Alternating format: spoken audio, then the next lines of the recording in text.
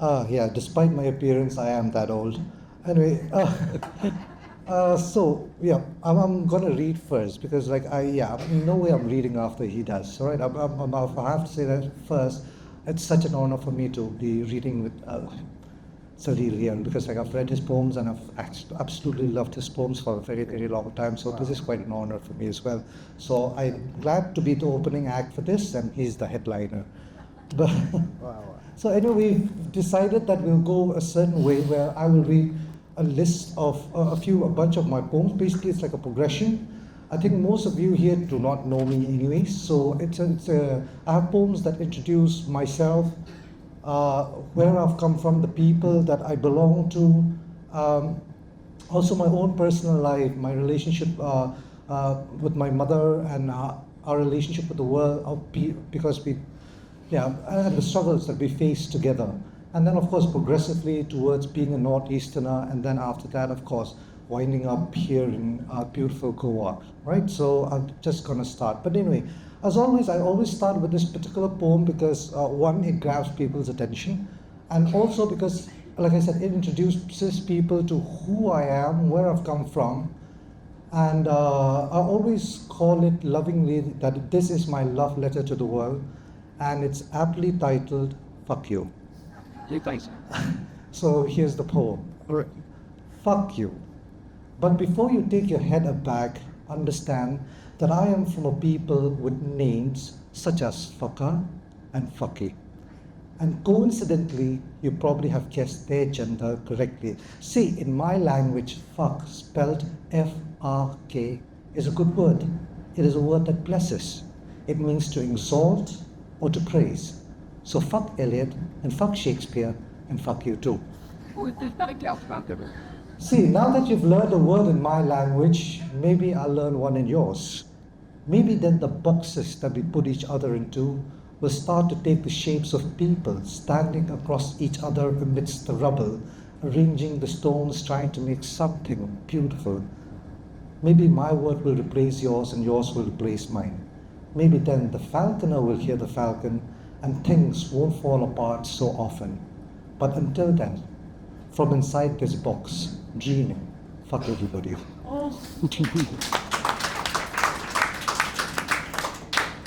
Okay, so this is a more longish poem. It's called Chero. I'm sure so if you've Googled Mizoram ever in your life, the first thing you'll see is people dressed in tradition and dancing along to something called the bamboo dance that we have. Also, that is known as Chero. But anyway, it's also an introduction to the place that we are. And often I like to portray a more contemporary idea of the place, because often we tend to sensationalize and exoticize our own places too much, I feel, and it takes away so much from what is the contemporary as well.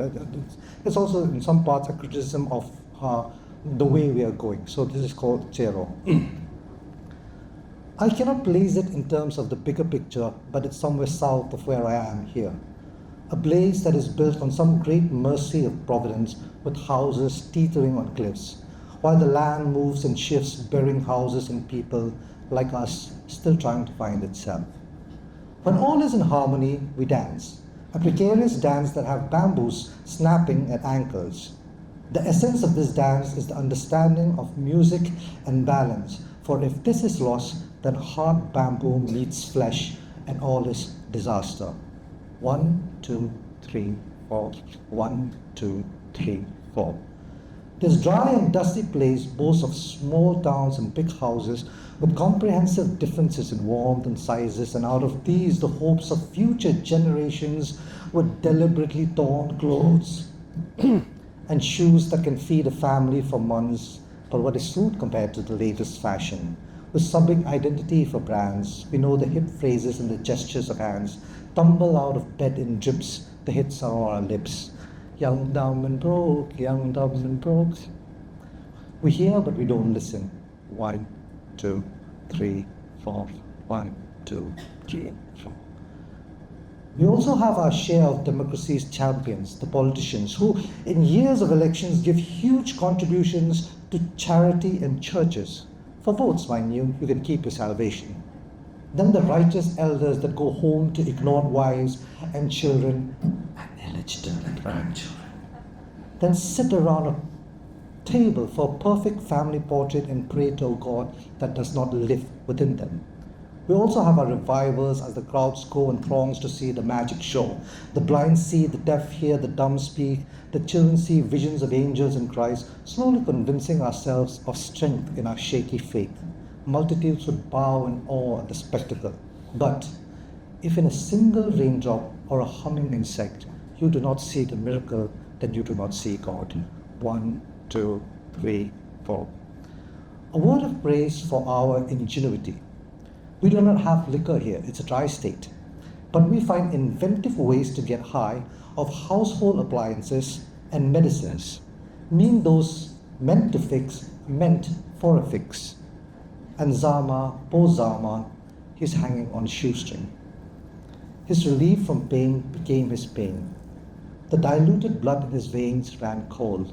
And in the songs of mourning and accompanying drums, mother would cry, "It's my fault."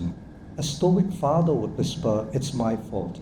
And in the corner of each isolated spot, they would discover repentance, regain the rhythm to the dance. But Zama, poor Zama, he is dead. 1, 2, 3, 4. 1, 2, 3, 4, 1. Wow.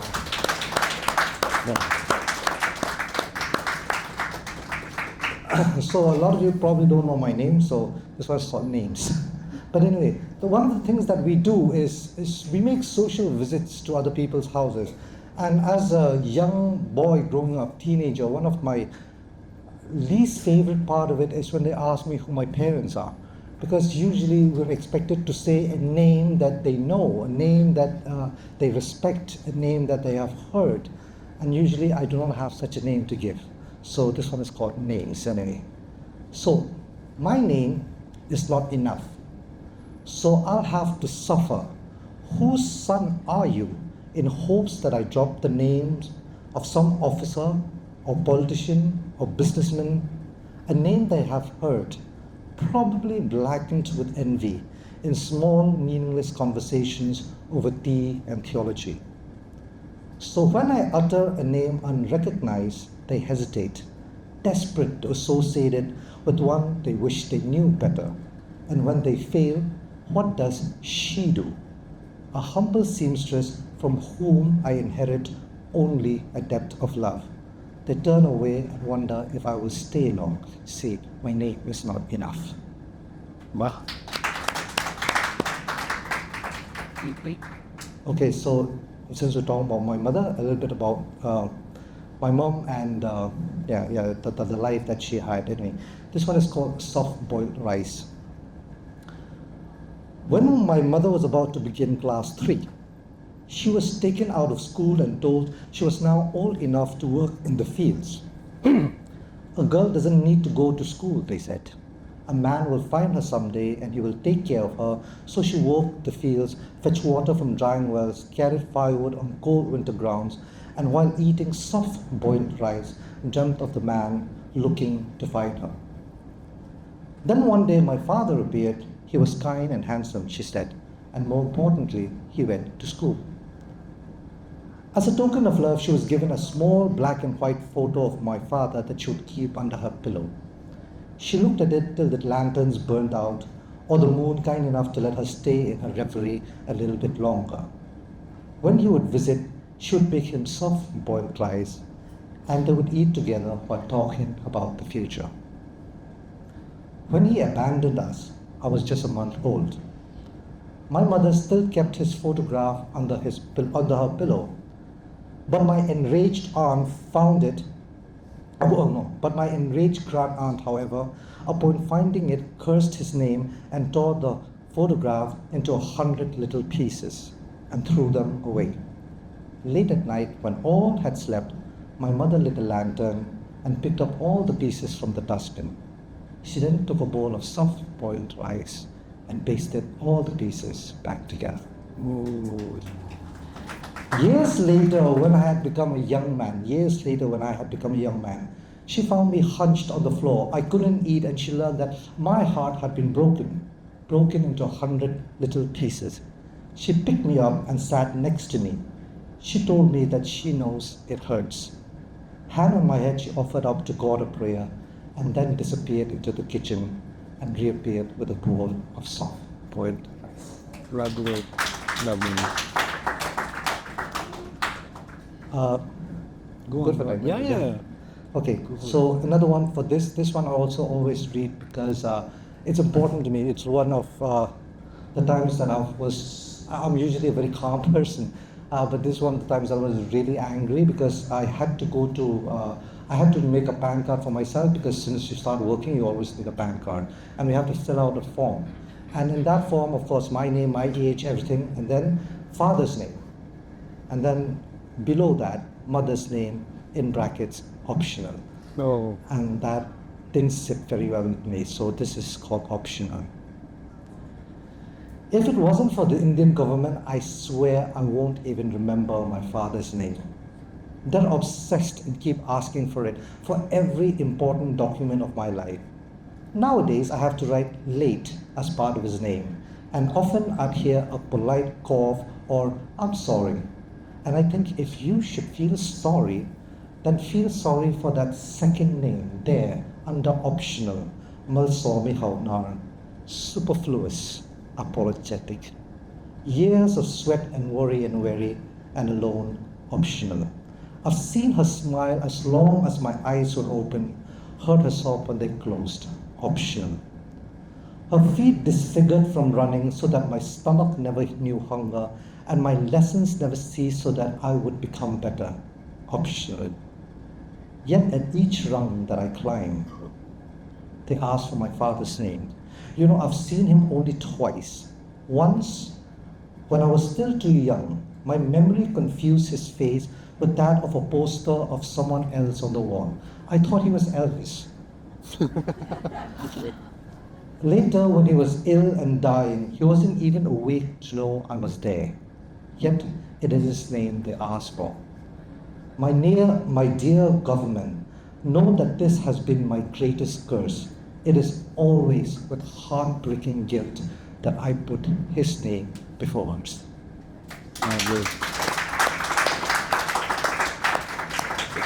Okay, so I'm from I'm Mizo. I was born in Mizoram, and I'm Mizo. But we've lived in Shillong now for the better part of my life. So this is a poem that I want to dedicate to Shillong, the place that I grew up in. And it's a bit like Goa. Once you visit it, you never want to say goodbye. So this is called "This Is Not Goodbye." If you want to see where the world ends, it's here at Ladlo. When the sun comes to rest, the earth decides to stop in a sharp, steep fall. Lovers and poets will tell you that the end is beautiful, yet here at its edges, they shout into the gorges and listen to hear if something would return. Even here at the last frontier, this is not goodbye. The carnival is done now, the lights are going out. The music, the cacophony of happy chatter disappears so suddenly. To the rustle of paper and plastic litters, cups and bottles whistling and grinding to dust in the cold breeze. But still, there's always one Philistine, awoken in drunken stupor, entertaining us all with late carols, even just one against this great silence. This is not goodbye. They're building up walls everywhere now. Little is as you would remember. If you should land here and follow the memories of a child that ran across these lanes, you'd find a stranger trying to piece together where a forget-me-not once held a hedge hostage from the trimmers and the listless guava tree that shed its fruits like royalty throwing arms at beggars. But perhaps in the cold concrete, you'd also find a defined little daisy blooming and blooming away, saying, "This is not goodbye." Well, so nice. Okay, the part about being a Northeasterner. This is when I went for a poetry reading in Germany, and I was there with a Pakistani poet, Afzal. And it's really strange when even we writers from the Northeast, when we go to festivals, we're always clubbed together and we're always asked to talk about one thing: trauma, violence. It's become this exoticization of violence, or I don't know what. It's just crazy. And this is what Afzal also had to do because he was Pakistani, right? And when he refused to talk about violence, he was like, "Did you suffer?" They asked him these questions. He says, "No." And then when they asked him to read his poems about suffering, but he refused. He just kept reciting poems about love. And I thought that was so beautiful. And so this is in dedication of that moment and to him, and also as someone from the Northeast who's had to go through these things too, a sense of a poem of solidarity, basically. So this one is called Afzal. When Afzal refused to talk about violence, there was a hush murmur of confusion, a rechecking of notes. Who was to play the other now? An idea was expected to appear. Instead, here was a man, human. Who is to play savior now? There is no meek, no blind, no leper, just a man with white beard and hair, steady as the spotlight shining on him. His eyes pierced an audience waiting to salt the wine and cheese with horror stories full of pain and loss and darkness and stench, dry and dusty and burning, each word he wrote branded, burned into his skin. After all, he's Muslim, an Indian, Bangladeshi, Pakistani, exiled from two countries, a child of two wars, and he writes poetry. Afzal refused to talk about violence. Instead, he recited a beautiful poem of love, of a man in love. Goethe and Rilke were not there, only a world waiting for him to talk about violence. Okay, coming to the more I wrote this years back, and I can say that I read this differently now because of yesterday, because I finally got to experience what I needed to experience. I got to see the sea for the first time. Oh, really? Well done. So this is dear Baruch. Baruch is a friend of mine who lived in Shillong and then moved to Goa, and then now he's in New Zealand. But when he was in Goa, he would tell me about the beaches here. And I mean, back then it was really difficult to travel. It's really expensive, and honestly, we were just not in the financial position to ever travel anywhere that far. So anyway, I just had to imagine it. So anyway, this is called Dear Baruch. Dear Baruch, I have often tried to imagine the sunsets that you have described. How you say they fall with a satisfied sigh, dipping into the white sands of beaches in Goa and merge the shadows into the palm trees. Or the ones that you see down there now, amidst protest signs and occupying Ayodhya Square. Do you still pause to look? How strange and yet familiar they would seem, like death. I imagine we have sunsets here too, but in our rush to get home and ready for churches and committees, we have missed them. We only have white walls and blinding lights, taunting and indifferent sun. Adamant that the world is bad and ending on our little lives worthless and suffering, we offer our prayers convinced of their worth in volume. But I sometimes wonder, Baruch, if God is not in here but out there busy making sense.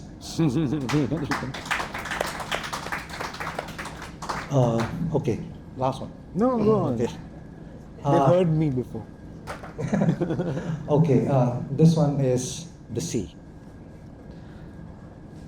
All things must return to the sea.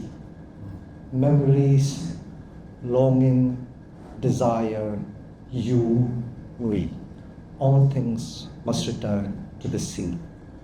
And there it lay, a vast expanse of unrelenting deep, calling out in an unending breath.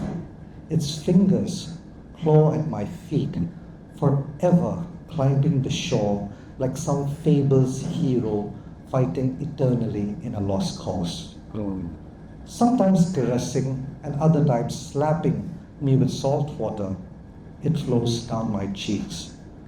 I saw the sea and I don't love you anymore. Oh. Wow. That's it. Okay. Okay, that's it. Back to the main headliner. No such thing. But you wrote this yesterday.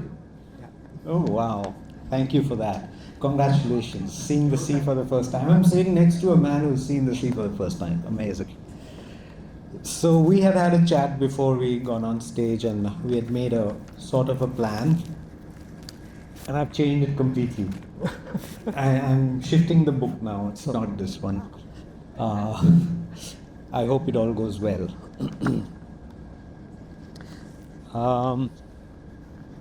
So I guess I'm known as roughly a poet of trees and stuff like that. So be prepared for a lot of multi-species engagements. But I'll start with what was very poignant in your poem, Afzal. I'll start with some love. Good place to start. Love transmissions. I'm jealous of your love transmissions. As you send your nurturing thoughts across the world from our flat in Mapsa. Om Sarveshan Swastir Bhavantu, and peace be unto all. I see your quiescent love float out the window and ramify, rustling up the mango leaves. Sarve Bhavantu Sukhina, Sarve Santu Niramaya. If only they, the rioting citizens of the world, could see you in your andi, wishing may none suffer from sorrow, they would abjure violence and like me choose love and love and love. Oh.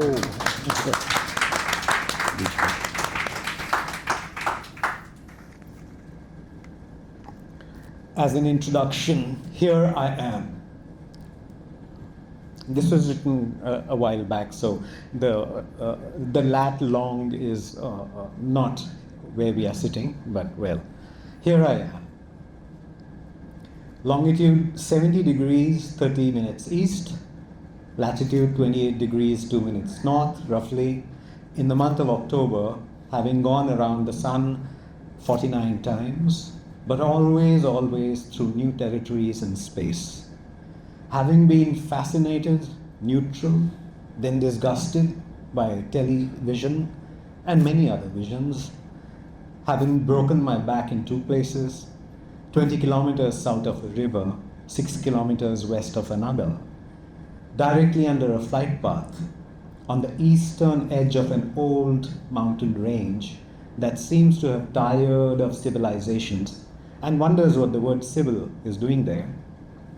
18 kilometers west of an Air Force firing range where they practice dive bombing, honing their skills for a war, they say, but I think it's because they really enjoy it.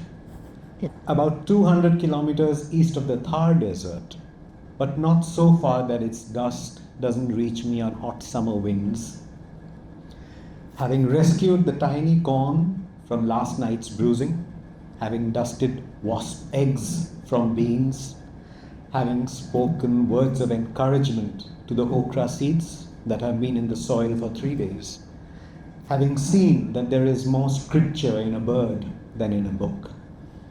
Beaten, pummeled, played, kicked, bruised, squeezed, kissed, caressed, today, now, temperature 25 degrees Celsius, haze, humidity 54%, dew point 15 degrees Celsius, 233 meters above sea level, under an Orion sky. Having noticed that galaxies are displaying fluid dynamics, and that mountains are just waves walking leisurely over land. Having loved among all earthly things, comics, rainy days, and radio the best. Having tried always to give myself someone new to look at in the mirror. Having seen monkeys sleeping squeezed between tree trunks. Having known that the truths I cherish lie 6 centimeters under the soil.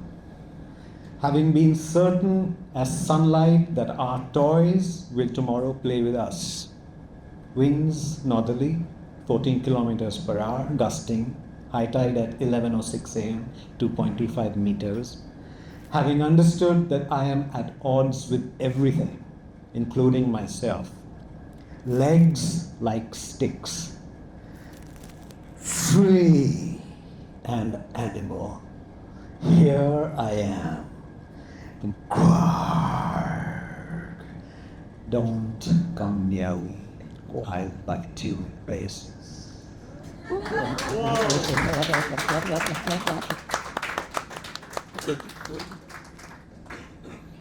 So, a shorter one maybe. Now we go to cat. Cat nap. My cat's forte is sleep. He once came back home with a missing thumb and repaired the wound with 3 days of a healing slumber. It is the most alert sleep I have seen. His upright ears nibble at earth syllables, then suddenly he sleepwalks to another room and chooses a new location. This time his head is upside down. He's sounding the chatter from the roof tiles. It's thanks to him that I've tuned into the hum of our house. On some days, I become aware of the beating of my heart and I jump up because it seems like there is someone else living inside me who listens to the chorus of my life and makes his own separate meaning. I calm the panic by closing off my ears with my index fingers to hear the low roar of the wind that coasts through me at all times.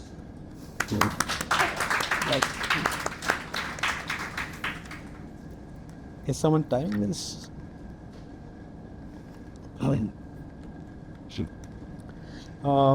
I spoke about this poem in the morning in a session, and I lost my grandmother a few years ago, and I live on the island of Shirao, and with wetlands around where I go often.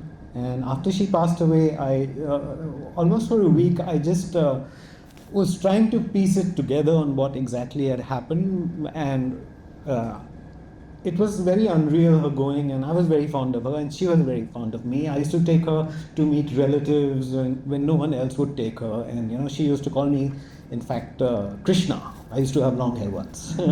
So this is grandmothers.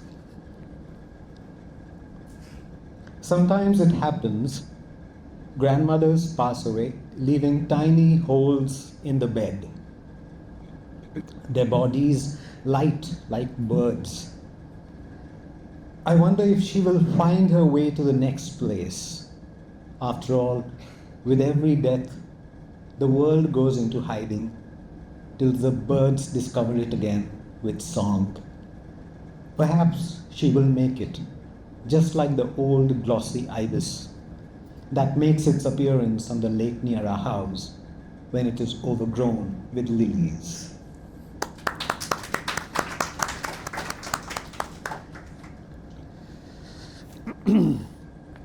This one's called Balcao Jazz. Balcao is our balconies when you enter a old Goan Portuguese house. You have these two seats in a small area, and the balcony, it's called the Balcao. Okay. So in the house that we lived in, a lot of action happens in the Balcao. A lot of visitors come and we just sit there and chat and have a beer, or conversations flow. So this is called Balcao Jazz.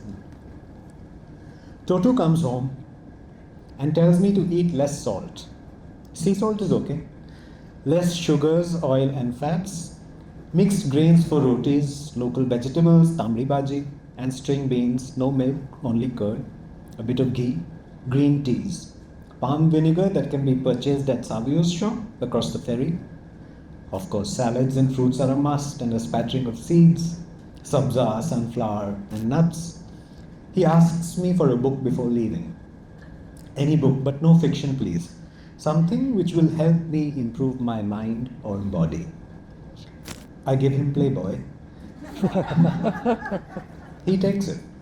Next day, Casey comes home and tells me, imagination. It is man's terrible sickness.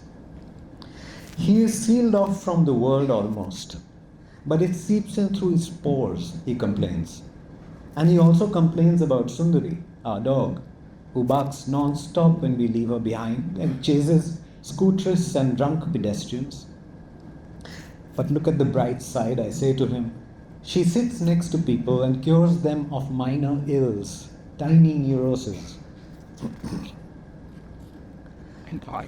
The aliens will take care of everything, he tells me. And before he goes any further, I tell him about the lineated barbet that is bringing up its young one in a tree in our backyard. We make a plan to go swim in the river. Phil comes in the evening and complains about Casey. He is always being rude about my driving. I think he's jealous that I'm much older than him and women still give me the eye at 60. He doesn't call me home when there are couch surfers staying with him. He had two Argentinian girls staying with him last week. He then tells me how temperature and altitude are related, touching his thumb to his middle finger as he does whenever he is making a delicate point on some subject. Remy comes the next day for a smoke and calls for an abandonment of the center and privileged reference points. Center of what? I ask him. He asks for a cold beer. We glug chilled kingfisher and watch an oriole flitting in the mango tree. He says art is for amusement and insight, but please, no truths. He asks me what my plans are. Nothing has changed, I tell him. I still intend saving the world somehow. Beena calls in the evening and asks, have you written the poem about the smoke rising from the sun yet? Well, this is it.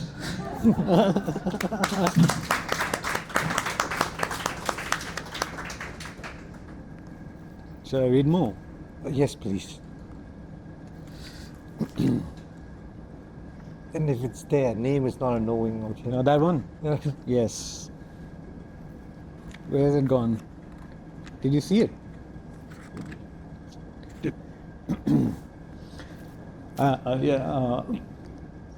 A name is not a knowing will come later. Okay. When I find it. But right now, words are falling. No. Words are falling off the page, scurrying on the floor blackly, now surging along the base of the wall, making their way to the outside, clambering over leaves, climbing up trees, cluttering around a dead insect, clinging to grass blades. The page is clean. I am free. You are free of meaning. But what of the words?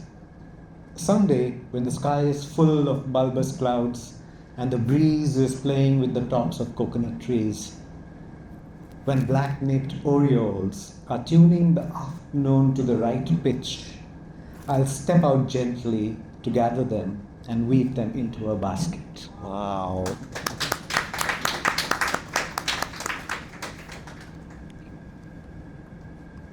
Okay, I think we've. One of the things that happens around the monsoons is there are some fireflies which come in through the roof tiles. Yeah, okay. And yeah, it's That must really be amazing. pretty. Yeah, it's amazing being in Goa in the monsoons. You can make another trip back. Yes, please Yes. invite me again. Yes. So this one's called Fireflies in the Bedroom.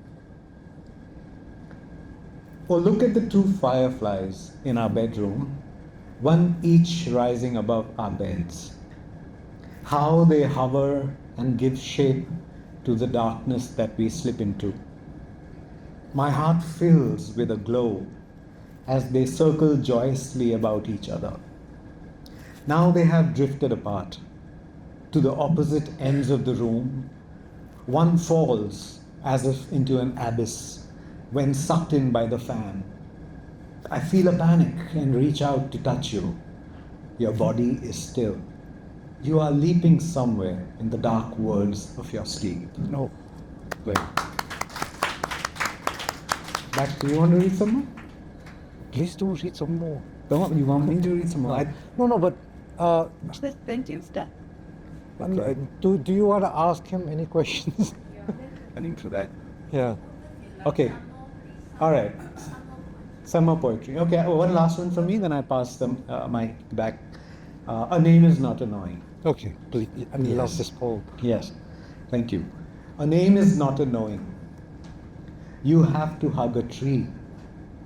Feel its bark, the texture of its leaves, to understand how it invents tiny capsules of desire and puts them into seeds. With just enough wisdom, not too much, enough to know that the outside is the new inside, that everything that grows is life, that spaces are expanding, that too much of life is but a death. a choking point for a new beginning, and that all beginnings are old, old, old. My sister is now mostly smoke and some ashes, a few tiny bones on a riverbed. She has put the sky below me and the earth above.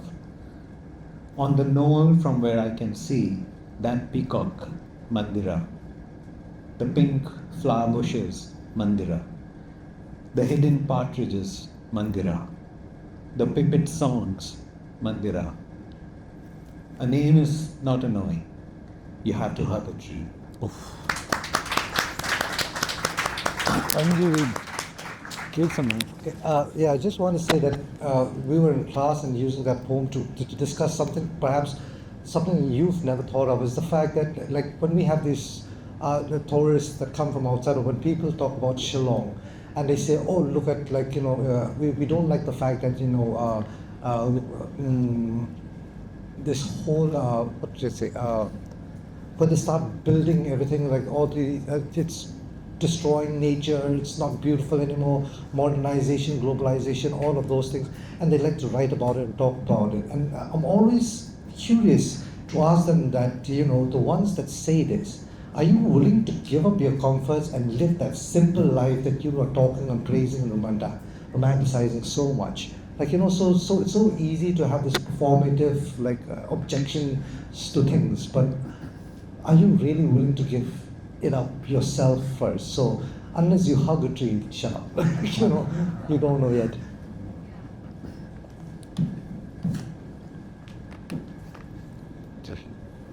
Okay.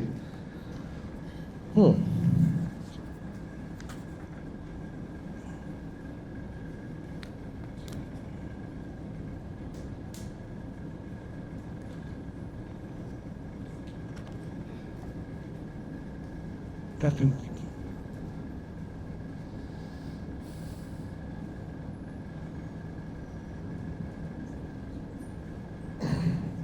Okay, just this one first, because I have prepared only that. I didn't think I would be reading anymore. But anyway, so I don't know about this, the younger generation, but at least with my generation when we were in school. So all the in the classroom there'll be these really gaudy posters about hygiene or something like that, about what a good boy or a good girl does and all of that. So all these moral teachings, whatever, they'll have on walls. And sometimes there are some really ridiculous ones, and I remember there's this one particular ridiculous one that my friend took a photograph of and sent it to me much later, and I looked at it, it was like, what were the people that made these thinking? And usually it's always directed to, it's always assumed that it's always, yeah, I'll read it first and then maybe it'll make sense. But anyway, so the first portion of it, please know that this is not made up. This is actually there in one of those posters, all right? So, good boys, what are good boys supposed to do? So it's hanging there in a classroom. Good boys brush their teeth and wash their hands. Good enough. Good boys do not smoke or become a dacoit. A sudden jump there, isn't it? Yes. But anyway, again, this is to school kids. Good boys do not do insider trading or arms dealing in the East. They were even specific about the East part. I mean, you can do it in the West, but okay, not in the East. Right. Good boys do not get into stem cell research or commit war crimes. I know.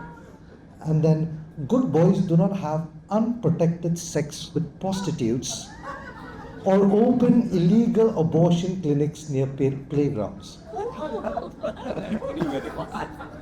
Crazy, huh? Okay, the question now becomes, so that's what good boys are supposed to do. What do good girls do then? Nida tells me, my friend Nida tells me, that good girls get home on time. Whether they're out smoking or becoming dacoits, they get home on time. Whether soliciting prostitutes or committing war crimes, they get home on time. No. When in the middle of an insider trading or an arms deal in the East, obviously with Muslim terrorists, They pause to reply a text or a call assuring father, husband, brother, cat that they will get home on time. Nice.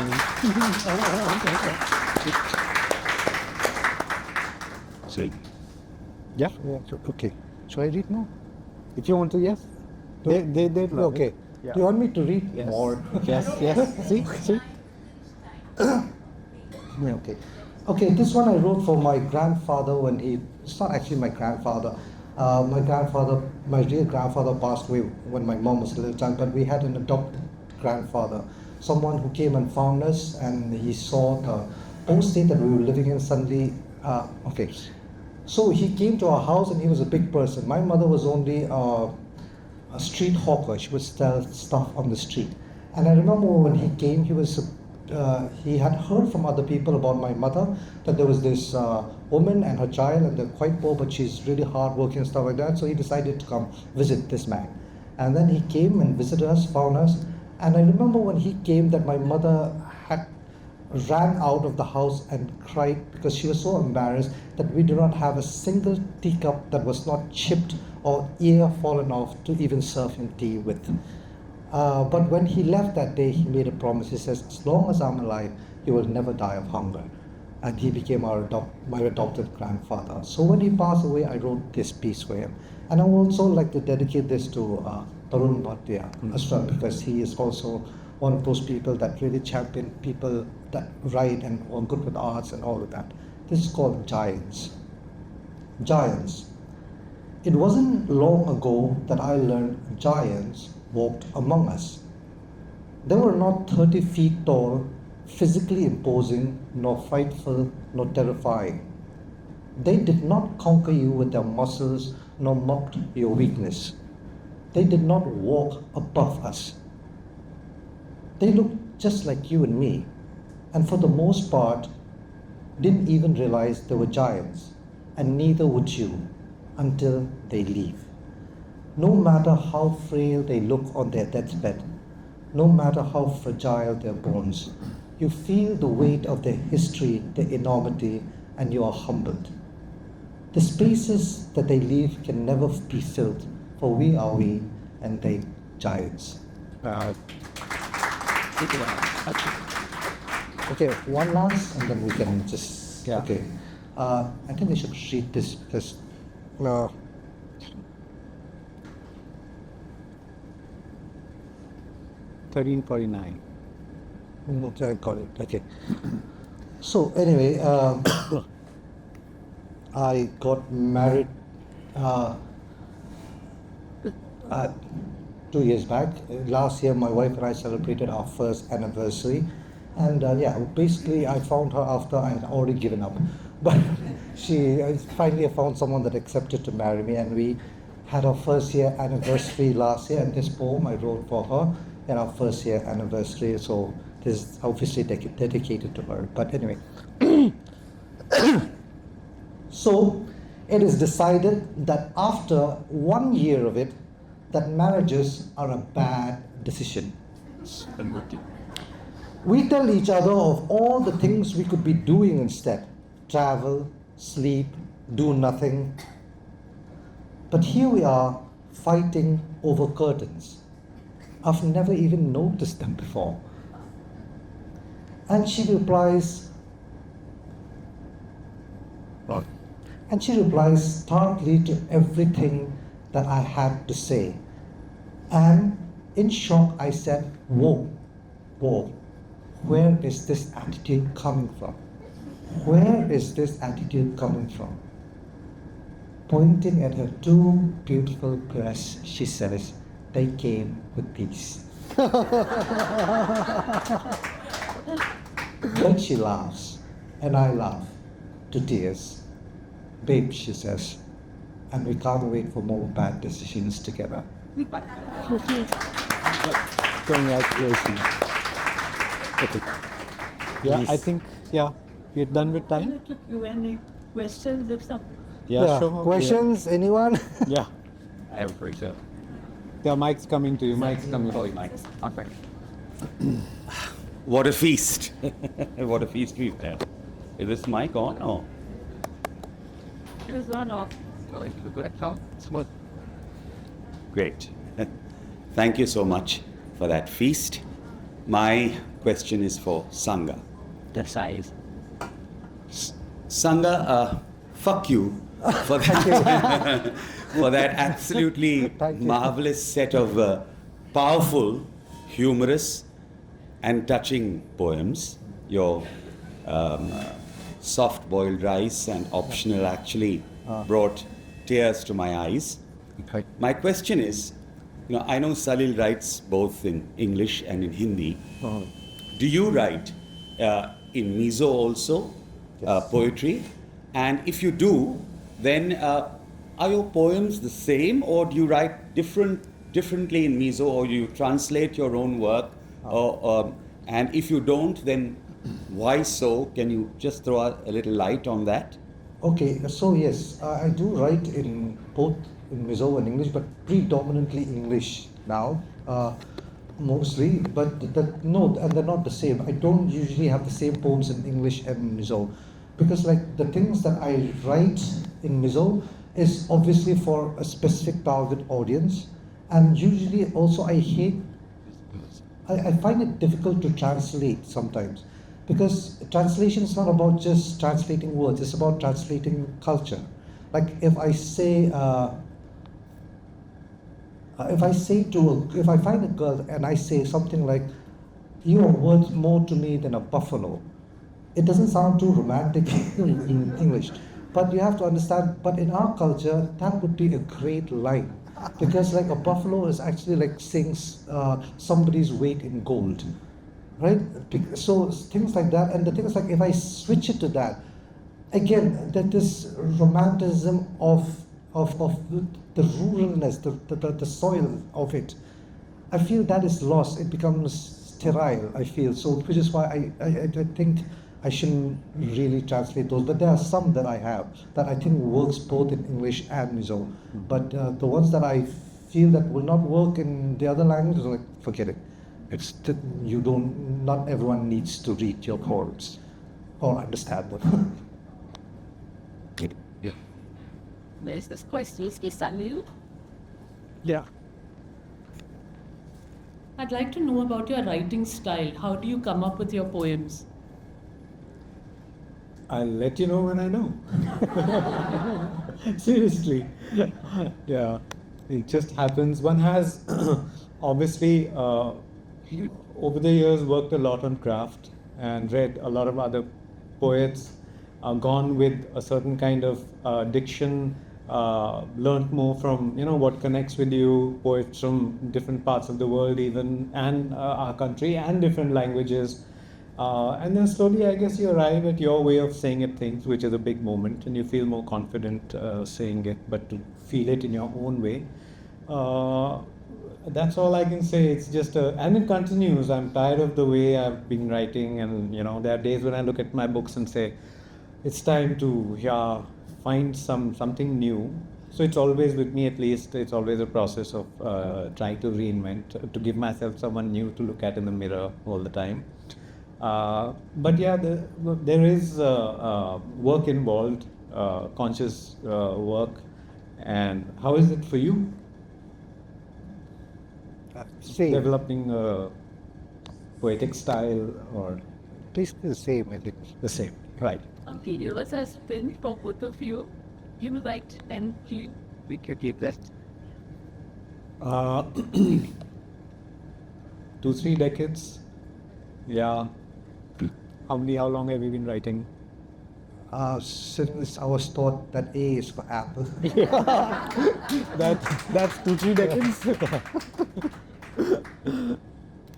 I have Yeah. things for both of you. You want the mic because it needs to be recorded. This is for Salil. Dhruv. Salil, I know you are quite a private person, and when you write, your vulnerabilities at most occasions are out in the public. So do you choose what to write and what not to write depending on what's private and what's good enough for the public to read? public. What's good enough for the public to read is definitely when you put it together in a book and you're bringing it out for people to read. But really, while writing, there's no real control. One doesn't sit down and decide to write on a particular, at least with me, aspect. It just comes of its own, and you write what you need to write about, to know something more about something and yourself or whatever. So, and the only way to do it is like what Hemingway says. I feel, even for poetry, you write one honest sentence and then you follow it up with another honest sentence, and that's the way it goes. I think that's the most likely for it to have resonance with anyone else when you're being completely honest about what you have to say. So that's the way I approach it, and yeah, I'm very private. You don't find me in public spaces often. But when I'm writing, I'm not writing for anyone or any target audience. I'm writing because I have to. I must say what I have to say to know myself better. And then, of course, once you've done that, you want to share it and you want others to read it as well. There's that part too. So, Yeah, thank you. And this is for Sangha actually. Lovely poems. There's a lot of humor. There's a lot of emotion involved. Do you also delve into poems that critiques the political situation in the Northeast? Yes. Yes, I do a lot actually. I have quite a few poems of those, but mostly in festivals because they're usually sponsored by government bodies. I'm not allowed to read them. That's the truth. So yeah, of course. I think see, even what is political? Of course, we can be more specific and say like this government, that government. But what is more political than a love poem too? I mean, like yeah. I have a poem that says write your love poems, because it's the opposite of what any authority wants us to be. Because when we're in love, you can't control us. We don't care about anything else. We don't care about getting up at 10 and working for the rest of the day.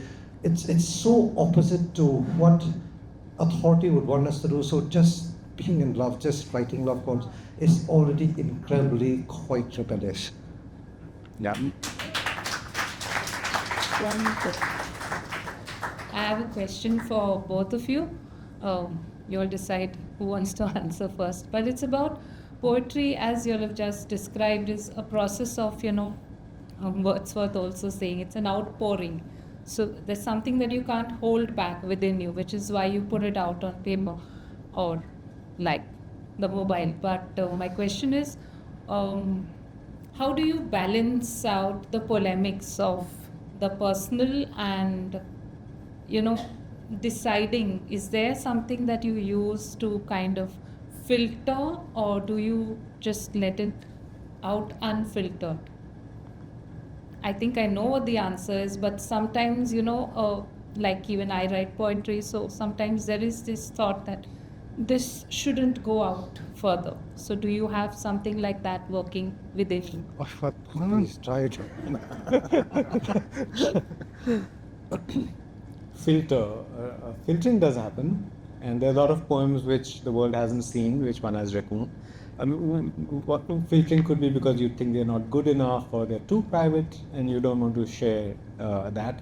But otherwise, when you make a collection, there's a lot of a logic or rationale to the collection you're doing, and then you kind of filter that way also. But in the writing of it, so my process, whether it's I also write some short fiction, and that's why Riot. Right?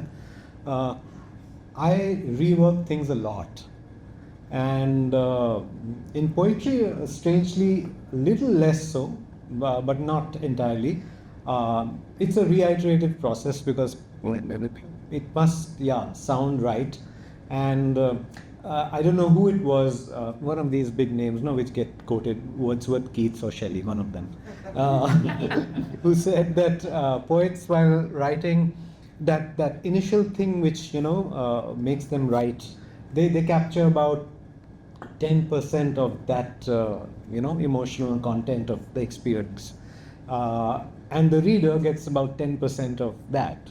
So there's a filtering that's going on anyway in that. So, but I do work on, I read the poem out loud several times and would change it. It must sound right. Poetry in the end is a oral thing.